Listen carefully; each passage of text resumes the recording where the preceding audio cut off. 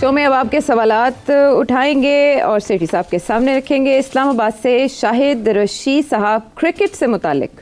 खुदा करके बड़ी मुश्किल से चैंपियन ट्रॉफी का फैसला हुआ और पाकिस्तान में होना करार पाई है। लेकिन अभी एक और जो है तकलीफदेह खबर आई कि ऑस्ट्रेलिया, इंग्लैंड और साउथ अफ्रीका ने अफगानिस्तान के साथ खेलने से इनकार कर दिया, ये कहकर कि जी वहाँ खवातीन के हुकूक उनके वायलेशन हो रही है। सवाल ये है कि यही सब टीमें जब अमेरिका में वर्ल्ड कप हो रहा था तो अफगानिस्तान के साथ खेल रही थी, तब उन्हें कोई इतराज नहीं था, कोई मसला नहीं था। तो ये क्या पाकिस्तान के अंदर कोई खास मामला है, कोई खास सूरत हाल है, और क्या फिर इंडिया भी नहीं खेलेगा? और अगर ये ऐसा होता है तो चैंपियन ट्रॉफी की क्या हैसियत रहेगी, और ये ऐसा हो क्यों रहा है? क्या इसके बैकग्राउंड भी अगर आप बता सकें।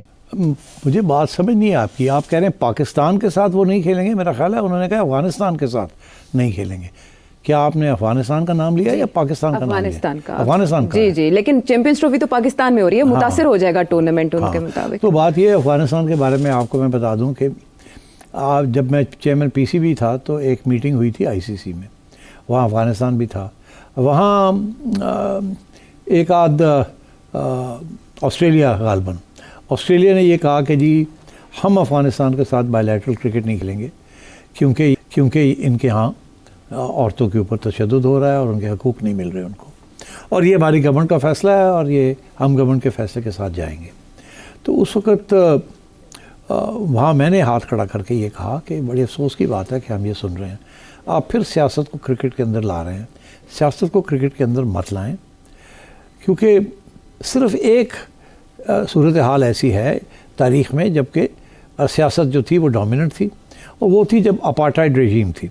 तो वहाँ आईसीसी ने ये फ़ैसला किया था, आईसीसी, किसी एक मुल्क ने नहीं, आईसीसी ने ये फ़ैसला किया था कि हम साउथ अफ्रीका के साथ नहीं खेलेंगे जब तक अपार्टाइड ख़त्म नहीं होगी ना। मगर उस वक़्त भी bilateral cricket between south Africa और कुछ ममालिक के दरमियान होती रही, मगर आईसीसी टूर्नामेंट्स के अंदर साउथ अफ्रीका को बैन कर दिया गया।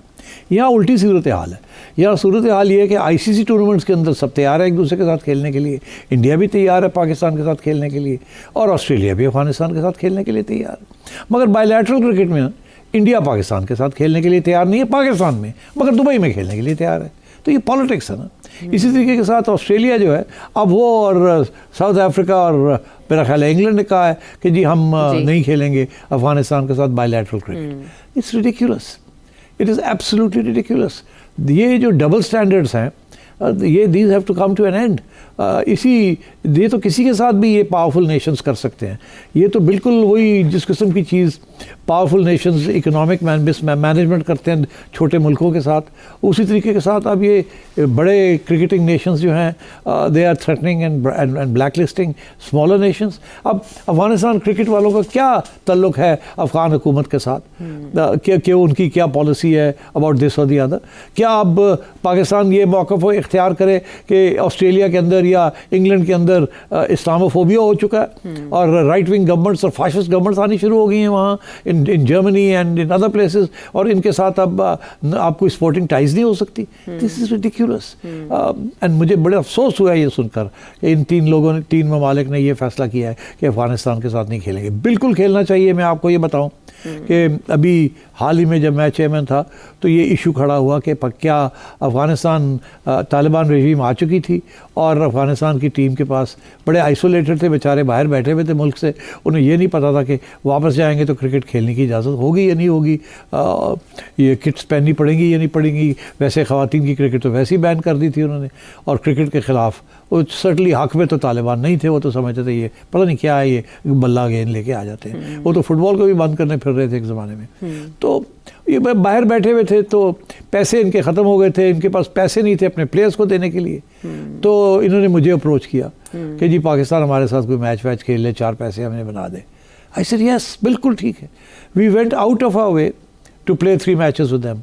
और ये भी यहाँ तक कि उनको फिर शारजा में वो मैचेस हुए, हमने जितने 4 पैसे बनने थे हमने कहा आप रख लें ये पैसे, ताकि अफ़गानिस्तान टैलेंटेड क्रिकेटर्स हैं, क्रिकेट के हक़ में ये बात है तो उनको इनकरेज करना चाहिए। So I went out of my way, और by the way we lost that series because we experimented with new players. हमने कहा अच्छा मौका है, यंगस्टर्स को मौका दिया जाए, but our team didn't do well, the Afghans did very well. और वो अफ़गान टीम है जो आज actually is one of the top 4 teams in the world, in my opinion. And so therefore, this is a very sad development that ICC चुप है और हमेशा ICC चुप ही रहती है, बिकॉज यही 3-4 ममालिक हैं जो आईसीसी को भी डोमिनेट करते हैं।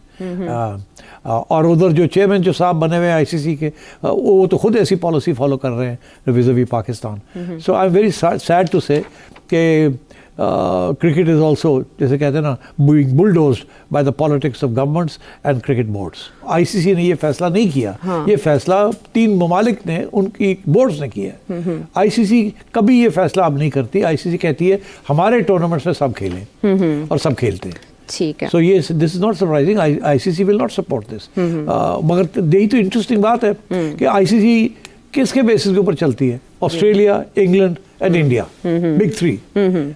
बिग 3 में से तीनों ये पॉलिटिक्स इंडिविजुअली ट्राई कर रहे हैं। वो कहता है हम अफगानिस्तान से नहीं खेलेंगे, वो कहता है हम पाकिस्तान से नहीं खेलेंगे। तो और जब इकट्ठे बैठते हैं, क्योंकि वहाँ ये 3 है या 4 है और बाकी जो है वो हम जैसे लोग हैं वहाँ, तो इनको मेजोरिटी नहीं मिलती, तो ये चुप करके कहते हैं हाँ जी हम सब खेलेंगे। तो this is way we are unfortunately. Right. अब बाल-बाग कैंट से मोहम्मद एहसान साहब। पाकिस्तान की फॉरेन पॉलिसी जो है ये कौन बना रहा है? ब्यूरोक्रेट्स बना रही हैं, गवर्नमेंट बना रही है, ये एस्टेब्लिशमेंट बना रही है? क्योंकि हर 3 साल बाद, 4 साल बाद पाकिस्तान की फॉरेन पॉलिसी बदल जाती है। इंडिया के साथ भी हमारी, स्पेशली अफगानिस्तान के साथ जो टेंशन हुई है, कहा जाता है ताकत जितनी भी इस्तेमाल की जाए वो उतनी कम पड़ती है। अफगानिस्तान के साथ हमारा आखिरी हल इस चीज का क्या है? जो टेंशन्स हैं उधर, वो आया मुज़ाकरात हैं या फिर ताकत के जोर पे टीटीपी को पीछे धकेला जाएगा? अब इंडिया की आप मिसाल देख रहे हैं, जिस तरह कतर से अपने बंदे सजा हुई थी उनके 8 या 16 बंदों को, तो माफ करवा के वो लोग वापस ले आए हैं। हमारी सफारतकारी किस जगह पे पहुंची हुई है, या हमारी कोई बात सुनना ही नहीं चाहता। फिर ये टीवी पे क्यों कहा जाता है कि हम लोग ब्रादर इस्लामी मुल्क हैं? तो ये ब्रादर इस्लामी मुल्क होने का क्या फ़ायदा है फिर हमें?